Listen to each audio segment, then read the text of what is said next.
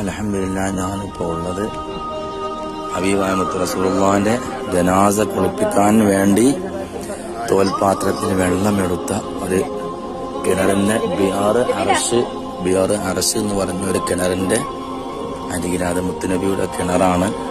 ഈ കിണറ്റിൽ നിന്നാണ് ഹബീബായ നബി തങ്ങള് വെള്ളം കുടിക്കുകയും എന്നിട്ട് ബാക്കിയുള്ള വെള്ളം ഇതിന് എന്നേക്കുമായി വലിയ ബറക്കത്തും ശിഫയും ലഭിക്കാൻ വേണ്ടി ബാക്കിയുള്ള വെള്ളം ഈ കിണറ്റിലേക്ക് തന്നെ ഒഴിക്കുകയും ചെയ്തു. അലി റളിയല്ലാഹു അൻഹുവിനോട് മയ്യത്ത് കുളിപ്പിക്കാൻ ഇതിൽ നിന്ന് വെള്ളം എടുക്കണമെന്ന് കൽപ്പിക്കുകയും ചെയ്തു. അങ്ങനത്തെ ഒരു വളരെ ശറഫാക്കപ്പെട്ട കിണറിന്റെ അരികിലാണ് ഞാനുള്ളത്. കണ്ടില്ലേ